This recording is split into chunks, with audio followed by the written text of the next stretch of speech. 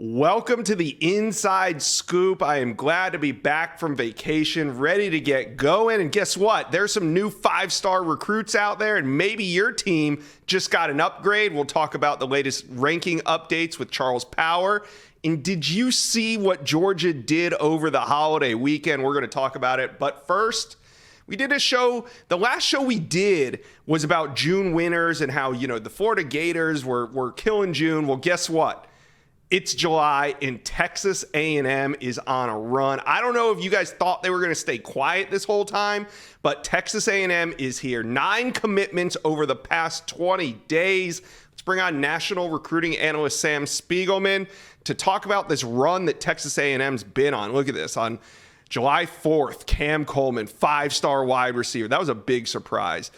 On June 30th, T'Anthony Smith, 4-star linebacker. 29th, wide receiver Draylon Miller shocks the world, commits to the Aggies. They had offensive tackle Weston Davis and linebacker Jordan Lockhart as well.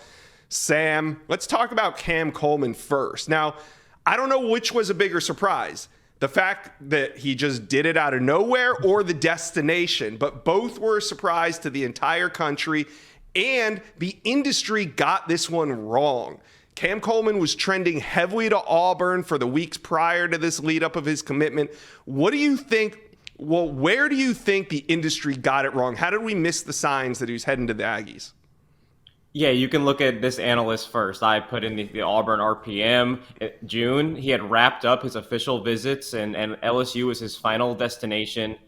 He had been to Auburn, he had been to Florida State, he had been to Clemson, and he had been to Texas A&M and LSU. And the buzz after his final visit to LSU was that he was likely to stay in the state of Alabama. That was kind of the narrative throughout his recruitment. We had heard Florida State was still involved, Clemson, and then, Texas A&M was a bit of a dark shot. You have to remember, though, that Damian Craig has roots in the state of Alabama. And when Cam Coleman visited this spring for the spring game, he called it an immaculate visit. He's been to Aggie Land. They were one of the first schools to offer him out of the SEC. That includes the likes of Alabama and Auburn and LSU and all these schools that we mentioned. They've been in it since the beginning. Like you said, Texas A&M was not going to stay quiet for long. Damian Craig had been working overtime to bring Cam Coleman to A&M, and it was the biggest fireworks we saw on July 4th, no question. Cam Coleman was the headliner, but how about T'Anthony Smith, Weston Davis? I mean, Draylon Miller was a bit of a shocker. What did A&M do to kind of lead up to this surge in recruiting? Listen, it should come to no surprise that Jimbo Fisher and the Aggies are taking care of business in Southeast Texas. But for all of these recruitments, there was a point where Texas A&M was leading, and then they were trailing other schools. For Weston Davis, a top 25 player in the country at a premium position like offensive tackle, they were in trouble with the rival LSU Tigers at getting the final official visit before his decision. There were some that believed that LSU was in control there, and the same with Draylon Miller. USC was very heavily involved, so was LSU. Texas A&M closed with all three, including T'Anthony Smith, a really talented linebacker that was really favoring USC until they got him back on campus at the end of June. We talk about the timing of these visits. If you get them on campus and even win them over, and as you say, Josh, they set the bar so high. Sometimes it's about that last visit, reminding them what home really does feel like. And the coaching staff at A&M knocked it out of the park with those 3 blue chippers from their backyard. Yeah, and Texas A&M just proved to be a great fit for all of them. And you know what else is a great fit? My Bird Dog khaki shorts. You can literally wear them everywhere. I wear them to work. I wear them to the market. I wear them golfing. Last weekend, I wore them golfing with my fiance, and she mentioned how good my legs look. She never mentions how good my legs look. I wear them to work, and JD always compliments me on my Bird Dogs, asking me where I got them. And I say, hey, they're so much better than my stiff, old khakis. I just love the fit.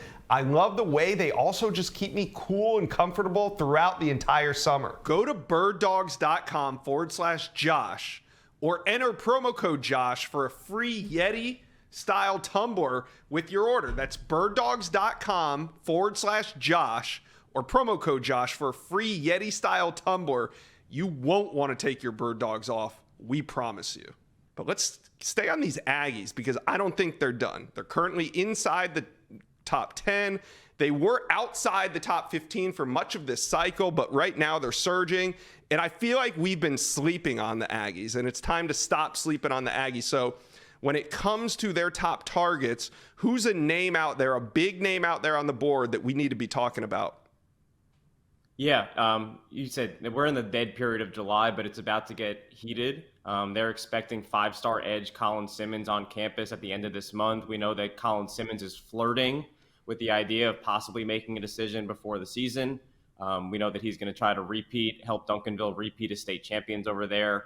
And there's a thought that he's always going to play this out till the end or close till the end. But after his Texas official visit, we know that Texas is in a great spot, but Texas A&M is right there. The thought is that Colin Simmons will likely end up playing college football in the state of Texas. LSU is still making this very tough on him. We know that he also took official visits to Miami, to Alabama, and Oregon is sticking around, but there's a sense that he's going to play college football in the state of Texas close to home. And A&M getting him on campus, I think that they won the spring, Josh, kind of re-entering his recruitment in a statement way. Elijah Robinson is one of the best in the country at keeping the best linemen in the state of Texas home. I won't discount them with Colin Simmons if they do get him on campus, as they expect to at the end of this month. Yeah, it's pretty crazy. We're talking about Texas and LSU with Colin Simmons for much of the spring. I don't know. It just kind of seems like LSU is fading, and I think we need to be talking more Texas A&M whenever we talk Colin Simmons. How about running back Caden Durham? He set his commitment date for August 25th. I know A&M wants to land a top running back in this class. Where do they stand with Caden Durham? Yeah, I think they're a bit of a dark horse, but kind of the same kind of dark horse that they were with Cam Coleman, and look how that played out. Caden Durham has roots in Oklahoma. They were one of the first teams in the mix with him. He's got family all across the state, and he's a big priority for DeMarco Murray and Brent Venables. He's coming off a visit to LSU, and he's a top priority for the Tigers and running backs coach Frank Wilson, their assistant head coach. And it seems to be when he makes his decision next month, it'll be Oklahoma or LSU. But Texas A&M is still going to be in it, whether they get a decision then or get him back on campus for a visit in the season. It's only 2 hours from Duncanville to get down to College Station. So I'm not ruling out A&M there. One name that they do not have ground to make up on is the number one athlete in America, Terry Bussey, out of the state of Texas. Sam, when is Bussey going to make a decision, and how do you feel about the Aggies' chances of landing him right now? Bussey's recruitment is just starting to get going this summer. We've talked about him being, he's a great Charles Power find. So that right there in Southeast Texas, where Texas A&M is currently dominating.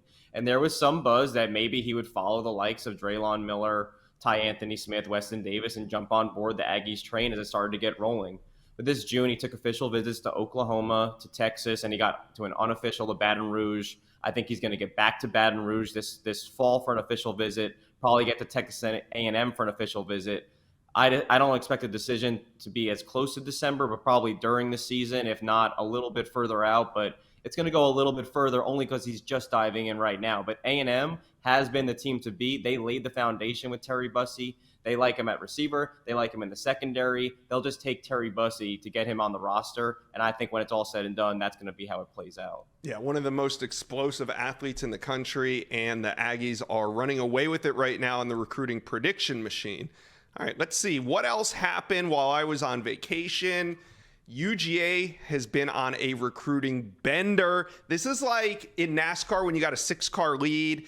UGA right now is just padding their stats. We'll have Rusty Manziel on here in a minute to talk more about Georgia's domination on the recruiting trail. But one thing that I didn't see coming, Sam, was Georgia's domination of Texas on the recruiting trail. And this isn't a knock on Texas. I mean, Texas is out there recruiting with the best of them. Well, outside of Georgia, they're winning almost any battle they enter. But look at these Georgia wins over Texas.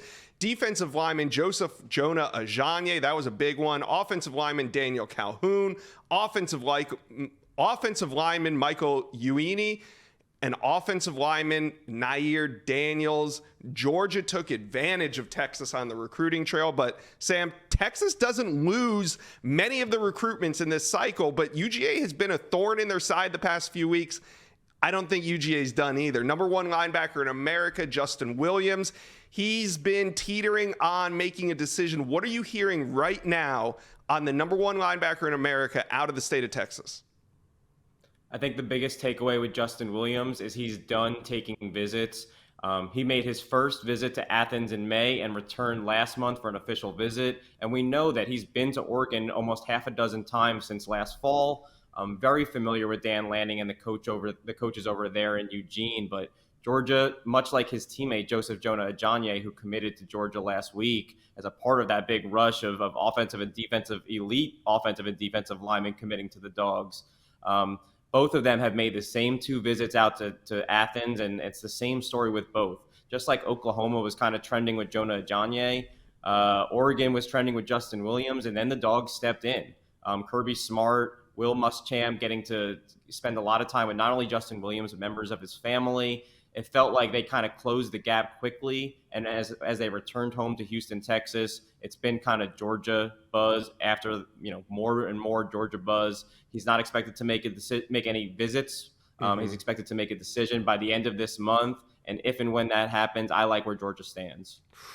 And Georgia is just stacking number ones. He's the number 1 linebacker. They already have the number 1 quarterback committed in Dylan Raiola. They have the number 1 corner committed. They're after the number 1 offensive tackle in Brandon Baker. There's more number 1s on the way for Georgia. Whew, watch out. We're going to talk to Rusty here in a minute. But Sam, let's stay in the state of Texas. What's up with Micah Hudson? The 5-star wide receiver. It looked like he was trending heavily to Texas Tech. At one point, everybody was ignoring the Texas Tech rumors and saying it would be the Longhorns in the end, but the predictions started rolling in about 2 weeks ago for Micah Hudson to Texas Tech, including your own. Is this a delay? What's going on? How come he hasn't announced the decision yet?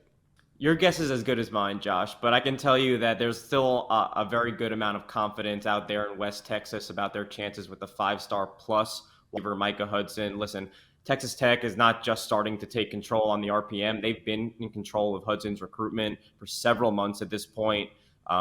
Listen, he's just pondering his decision. I think he's the kind of kid that when he makes his decision, he wants it to be final. He wants to have zero regrets. And we know, and we've talked about this on the Inside Scoop, schools like Texas and A&M are not going to stop recruiting 5-star plus receiver Micah Hudson. You know that Georgia and Ohio State were involved, and they're not going to be afraid of recruiting guys committed to Texas Tech. Micah Hudson, though, I feel like he is just a different kind of recruit.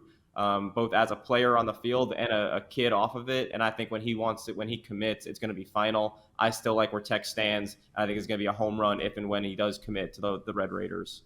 All right. Well, we'll see what happens. It's going to be a big July for not only Micah Hudson and all the prospects in the state of Texas, but this entire country is on commit watch right now. Sam, thanks for stopping by the Inside Scoop. Thanks for having me, Josh. There's been some enormous commitments already in just the first week or 2 of July, but even bigger ones are yet to come. So let's bring on national recruiting analyst here at On3, Sam Spiegelman. Sam, the recruiting calendar, it seems like it's shifted again. Summer was camp season. It used to be camp season, and now it feels like commitment season. What's the cause of this? Is it NIL? Is it all these summer official visits? Is it the cycle just speeding up on us again? What's going on? Well, you remember July 4th has really over the last half decade just become the time for kids to commit if they're going to commit in the summer. But I think since the NCAA introduced all of these summer official visits, for all the kids that are racing to get to 3 or 4 or 5 schools in the summertime in May and June, they want to be done with the process in July and then shift their focus to their senior seasons. Now, Josh, we talked about this off the air. There's definitely been a lot more commitments in the month of July. This is the busiest month of the season, probably as much or more than December or when January used to be. But it also opens up the door for flip season then to take place from September on. I was going to ask you about that. So if this is commit season, is the fall going to be decommitment season? Because I feel like there's going to be a couple teams that maybe drop a game or 2 early on. And boy, we could see this thing open back up again. Do you think that's possible? Always, there's always coaching changes. There's always kids that make a decision in June or July or August. And then that coach that was recruiting them is off to another school. The head coach is being rumored for other jobs or some form or another. There's also, obviously, when you commit out of state, potentially, the in-state schools dial up the push or vice versa. Sometimes you have a breakout senior season, and then the big dogs come rolling. I'm talking about Georgia. I'm talking about Ohio State, the Texases, the Texas A&Ms of the world. And sometimes those are the offers that move the needle. And it puts those schools that recruited the kid the best in an even tougher position because then they got to hold on. All right, well, decommitment season will be here before we know it, but we're still in commitment season, so let's take a look at some big July commitments. Interior offensive lineman Casey Poe, the top-rated interior offensive lineman, he's set to decide on July 12th. Offensive tackle Jonathan Daniels goes on the 15th. Caleb Odom, 6'4", 220-pound tight end out of Georgia, commits on the 15th as well. Then Taylor Tatum, the 21st, and 5-star corner Charles Lester will be on the 28th. I'm sure there's going to be more. We're going to have some live commits here too at the On3 studios. I know right now Caleb Odom's going to be announcing with us. We'll probably add a couple more. But Sam, what do you make? Let's start with Casey Poe out of the state of Texas. How do you see this recruitment playing out? Yeah, this is an On3 special. We had him as the number one interior offensive lineman, and then look at the list of suitors he's choosing from Georgia, Alabama, Oklahoma, LSU, Texas Tech, Clemson, Auburn.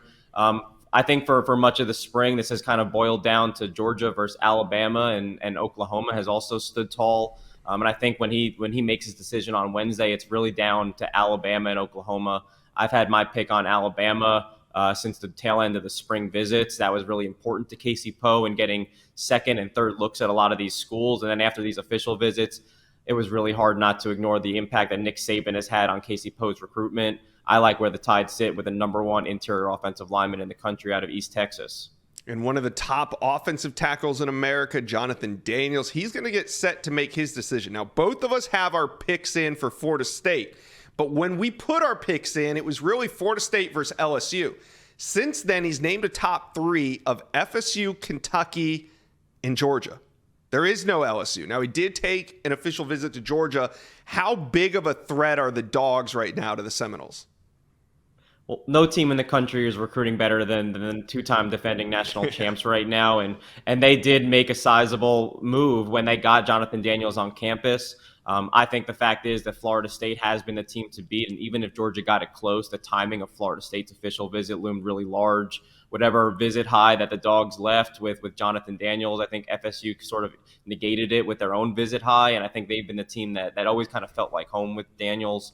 I think they're in line to get a nice blue chipper to add to that offensive line.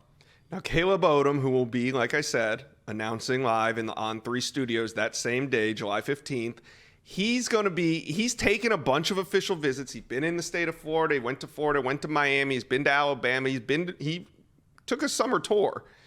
What do you make of his recruitment? Where's it trending? We're about a week away from him announcing his decision. Yeah, there's definitely been a lot of teams that have kind of garnered momentum. As you said, he made visits all across the SEC, across the Southeast in general, this spring, and then again this summer before he kind of came up with the July 15th commitment date. Ole Miss has had a lot of momentum in the spring. Miami and Mario Cristobal love to recruit elite tight ends like Caleb Odom.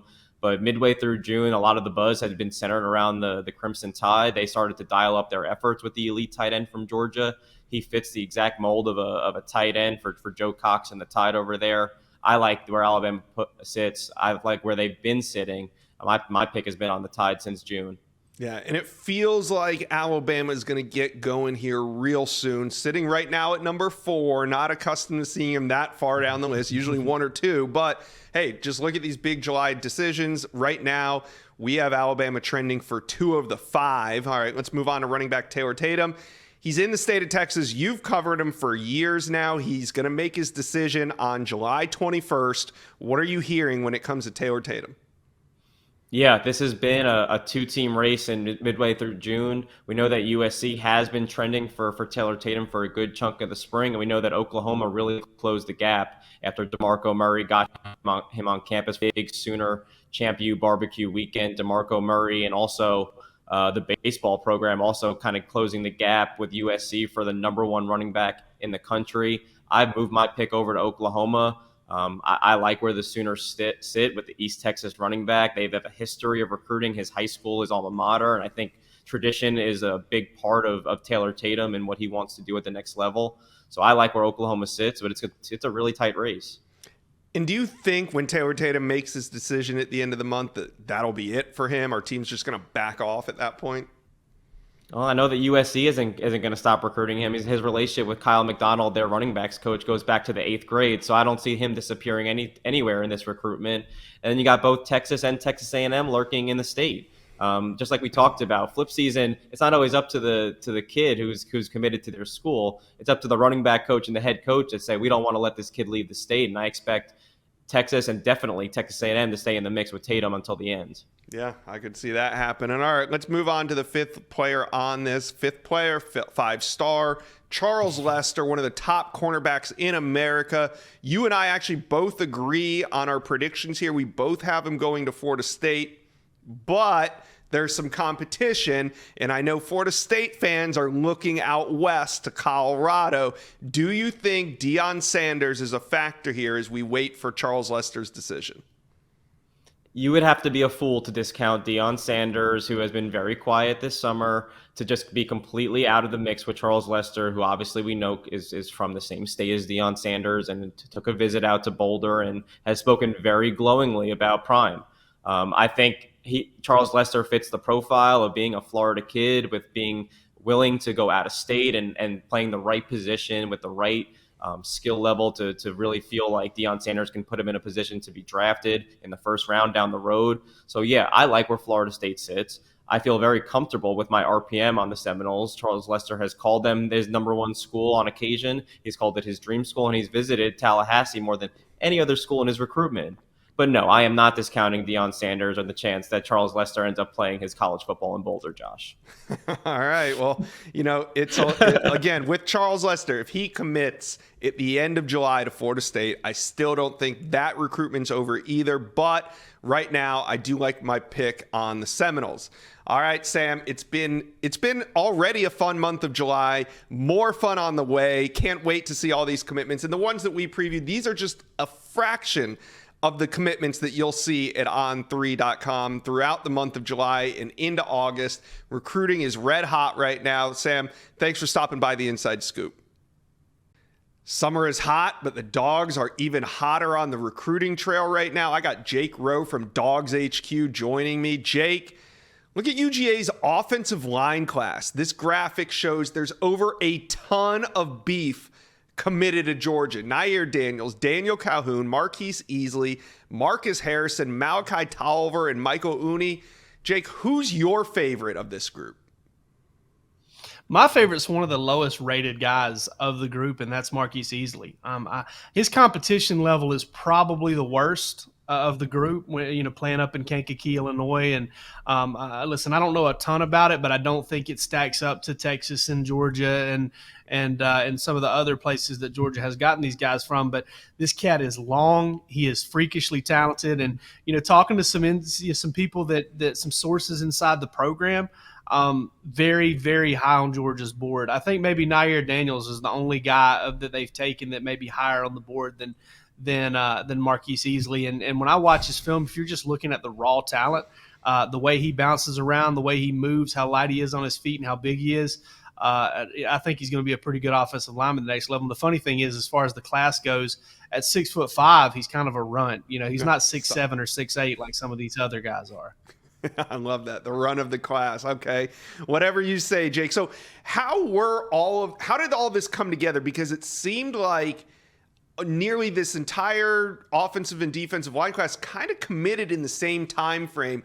Was this planned, or was it just a coincidence?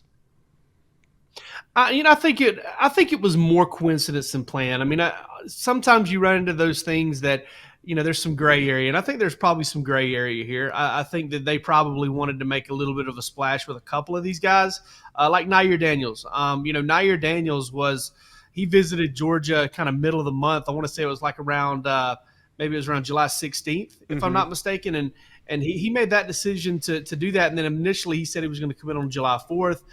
Moved it to July 7th. So, thank goodness there, didn't have to cover a commitment on July 4th, but done it before. But yeah, I think that was a guy that may have moved some things around for Georgia. Marquise Easley, I think had committed or given the staff an indication earlier in the process that he was going to commit. And I think that was another one that may have kind of fallen into the, hey, let's get it done right around this time type deal.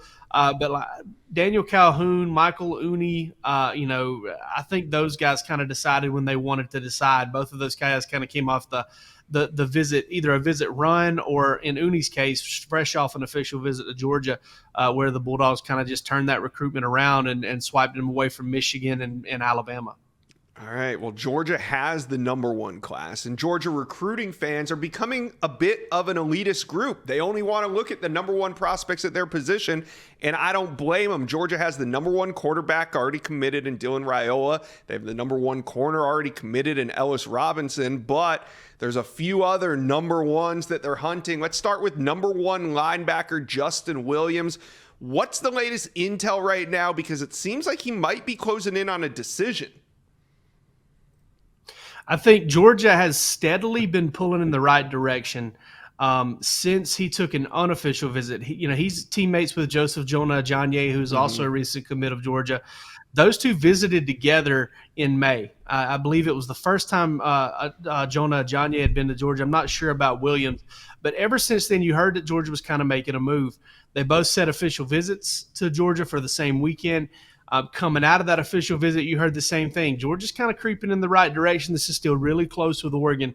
And then for some reason, we all knew Jonah Ajayi was going to commit to Georgia. I think we all knew that was coming. Well, he commits to Georgia, and then the buzz really starts to pick up. So it sounds like Georgia may be kind of widening the gap there between itself and Oregon. I like the Bulldogs right now. Put in an RPM pick there this morning. Okay, let's stay with the number ones. Number one at his position, KJ Bolden is the number one safety, and he's set to decide in August. A lot of momentum in June with Ohio State, but how can you count out the in-state Georgia Bulldogs at this point? Well, if you're looking for a reason, it's because he plays at Buford High School, and Georgia just does not kill it there. Hasn't for a long time. But I would still pick Georgia as of today. I think Georgia's in a really good spot there. They've done a really good job of putting safeties in the NFL, of putting defensive backs in the NFL. I think that's very appealing, also being very close to home. But listen, it's an eternity, feels like, between now and August the 5th, whenever he's going to make his decision. And, Alabama's not going to go away. Ohio State's not going to go away. This is going to be a battle all the way until then. And, listen, it'll be almost like a football game, like winning a big game. You'll get to celebrate it for about 24 hours, and then you're going to get right back to work keeping on recruiting him because nobody else is going to stop. All right, I got one more number one for you. Just as we're taping this show, news kind of breaks that Williams Nwaneri, the number one defensive lineman in America, is going to make his decision. It looks like August 1st, Jake. So what are your sources saying on where the Dogs stand with Williams Nwaneri? I think they're in as good a spot as they could possibly be right now, just in terms of a recruitment that's like this. One that coming into June, they were probably a little bit of an afterthought. I think Georgia's got some momentum, but the thing they're running into is they're running into relationships at Oklahoma. I believe one of his coaches or maybe his head coach played at Oklahoma. I know he's got a former teammate that's at Oklahoma. And the Sooners have done a really good job recruiting him. They deserve a lot of credit for that. They've been on this for a while. Missouri is another school, in-state program. They're selling him on the idea of kind of coming in and turning that program around and kind of taking it to a different level there in the SEC. I think both of those schools are going to fight really hard. I don't see Tennessee as a major factor anymore. I think Georgia's kind of supplanted Tennessee as maybe that third team at the top. But, if I had to absolutely pick today, I wouldn't want to. First of all, I'd beg you not to make me. But first of all, I would say Georgia. But it's far from over. We're going to know in 22 days what's going to happen there, or 3 weeks or whatever. I may be bad at math here, but whatever you're talking about here, I think you're looking at, the decision here, the final decision is probably not going to be made until the last probably week to 4 or 5 days before he commits at best. And right now I think Georgia's in position to possibly be the team. Talking about cleaning up. Well, if things continue to trend the way that they have throughout the spring and into the summer, and looks like it's going to continue to trend that way into the fall. You've been around this program for a long time. Does this have the potential to be the best recruiting class in UGA history? There's no doubt about it. I mean, it really does. And the thing I like most about this class, Josh, is how well-rounded it is. There's not really a single position. It's a big class, and so with a big class, you want to make sure you're hitting every spot in there, and I think Georgia's doing that. I mean, they've recruited incredibly well along the lines of scrimmage. In a class that the offensive line wasn't easy to recruit. There's just not a lot of elite guys on the offensive line, especially at tackle in this class, and Georgia's still been able to get quality and quantity at that position. You get two really good quarterbacks in Dylan Raiola and Ryan Puglisi. They've got a chance to add a Nate Frazier, a newly minted on 300 5-star running back there. They've got a chance to add him to another couple of really good running backs in this class and load up at that position. It is such a well-rounded class at all the different positions, and I think that's what really stands out and maybe separates this class from maybe some other elite classes from other programs where they're not necessarily leaning on a bunch of 5-stars at one position. They're kind of picking up a lot of quality and a lot of quantity at a bunch of different spots. Quality and quantity across the board. Well, Jake, you are all quality. Thank you for stopping by the Inside Scoop today. The On3 rankings have been updated, so let's bring on Director of Scouting and Rankings, this guy right here, Charles Power. We're in the middle of summer, Charles, and this is the third ranking update for the 2024 cycle. What data points and factors were you looking at when you updated the rankings? Yeah, I think you have to start, Josh, with the in-person evaluations. We were at several national events this summer, the Elite 11 finals, the OT7 finals. We had time to go back and watch a lot of the camp footage and go through a lot of those results from the spring. And additionally, we just added a bunch of new verified measurements from guys getting on campus, working our sources there, and kind of just getting a complete picture of where the overall cycle stands going into the fall. All right, well, heading into this update, there was 10 5-stars here at On3. Now we have 15, so let's look at the newly minted 5-stars. Quarterback Julian Sayin, wide receiver Mylan Graham, defensive lineman David Stone, linebacker Justin Williams, and running back Nathaniel Frazier. Let's start at the top here with Julian Sayin. Not only did he earn his 5th star, but he jumps to the #1 spot, bumping Dylan Raiola into 2. What went into this ranking? Yeah, I think Julian Sayin, when you look at the entire body of work that he's put together dating back to the junior year and what he did in the month of June, I don't know if any prospect had a stronger month of June, really the week in June that we spent out in California watching him at the Elite 11 finals. He was the On3 MVP there, also was the MVP for the Elite 11 staff, and then showed up 2 days later or a day later and had one of the best 7-on-7 performances I've seen from a quarterback in the last couple years at the OT7 finals. It was just a phenomenal week, and I think Julian Sayin, the consistency of the performance is at this point hard to deny in a quarterback cycle that's not extremely loaded at the top, maybe relative to like last year where we had all of those 5-stars early in the process.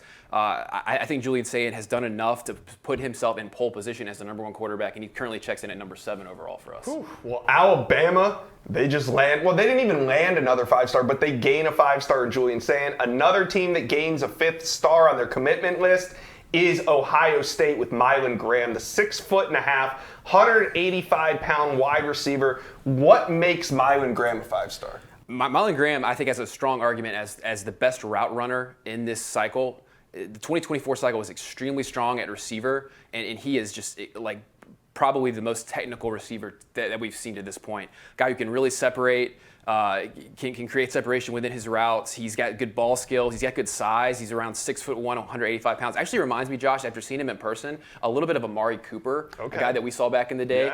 Yeah. And I think Mylan Graham going to Ohio State, like Brian Hartline has just a wide receiver factory pumping out first-rounders. I think their recruiting classes have accounted for 4 first-rounders in the last two drafts. They're going to have maybe 2 more this year.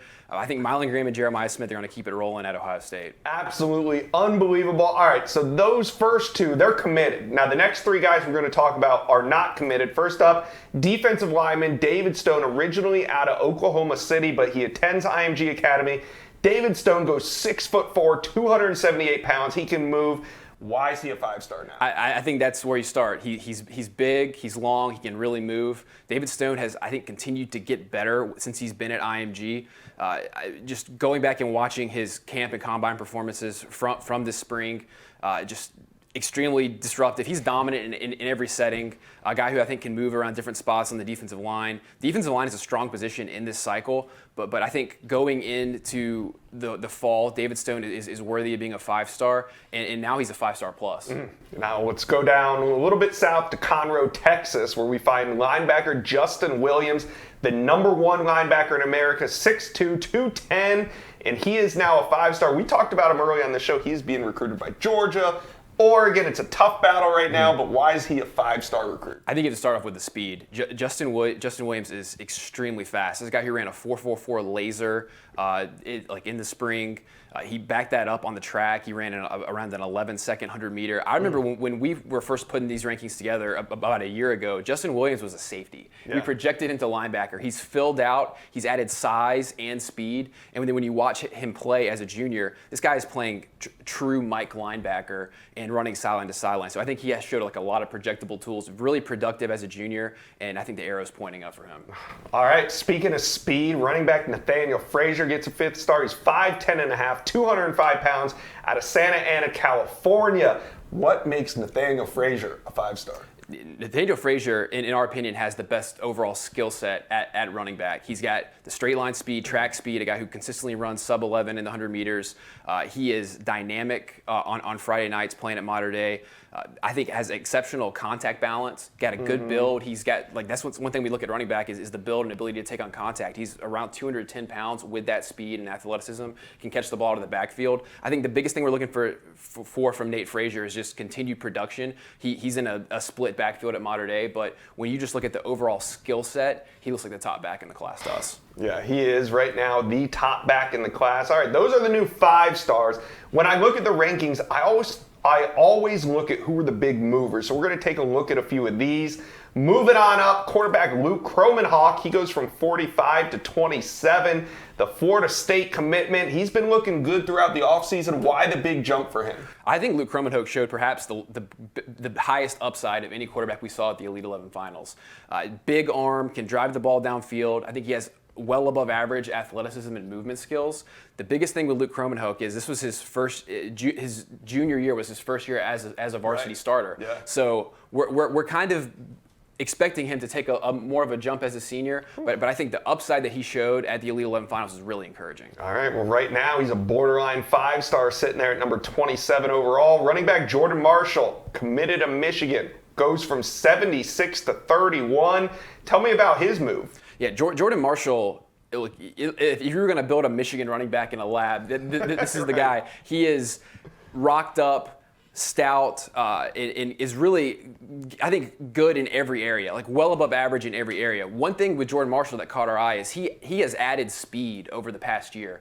That was an area that he could improve. Came out and ran some really impressive track times. Looked good in the camp setting, and I think when you pair that with how good he is on Friday nights, he's just a tough runner, a guy who can pick up tough yards after contact, catches the ball well. A guy who, when putting him in Michigan's offense, I think he brings a lot to the table, and will remind you of some of the high-end running backs they have on the roster right now.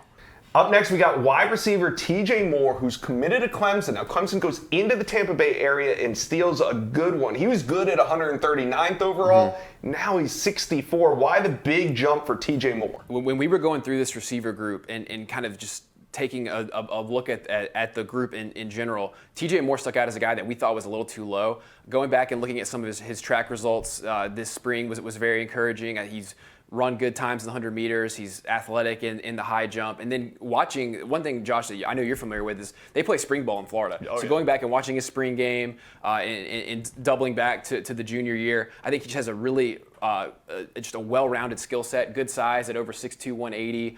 Like I said, the athleticism, but he is silky smooth, ball skills. And that's one thing that we look at with receiver. It's a skill position. So it's, how technical are you with your routes? How can you change directions? How are your ball skills? Well, I think TJ Moore checks all those boxes. So we were really encouraged going through it and kind of circling back to his junior year and watching him in the spring. Now, the last name on the list, LJ McCray, is a defensive lineman out of the state of Florida. He's another one of those big athletic bodies. He goes from 66 to 34, borderline 5-star. What makes him so highly ranked now? Yeah, we've been high on LJ McCray from the beginning. I really liked what we saw from him as a junior at Daytona Mainland, but he's a guy who has continued to progress. I think you start off with his size and length. He's a guy who, while ranked as a defensive lineman, if we looked up in a couple years and he's drafted as a defensive end, it wouldn't surprise me. Like, there's just, with the variety of fronts that defenses play now, this is a guy who could play all over the place. But similar to TJ Moore, had a really good spring. And I think just taking stock of what is a very strong D-line group, like we're bullish on LJ McCray's upside, and I think he's a guy who is going to continue to get better the more and more he plays. All right, well, those were the big movers. We introduced you to the new 5 stars. This was the 3rd update to the On3 rankings. But Charles, it wasn't the last update. So Tim, give me like a name or two of guys that you got on 5-star watch for the next rankings update. So we're at 15 5-stars now. I could see us being around 20. I think you have to look at the corners. I think you look at Charles Lester or Wardell Mack. I think seeing those guys play, those are 2 that we did not see this summer. So I think seeing those guys play on Friday nights will be informative. And I look at the linemen. We have no offensive line 5-stars right now. Crazy. And we were talking about that. So I think not being able to see those guys in the summer the way the camp shook out. We're going to be heavy on the big guys and kind of seeing how they look early on in their senior year. Heavy on the big guys. We love it. All right. All the rankings have been updated. Go to on3.com to find out your favorite team's highest ranked player. Thanks for coming by the Inside Scoop today, Charles. Sure thing. Thank you for watching. Make sure you smash that subscribe button for me. And remember to check out all the videos on the On3 YouTube page.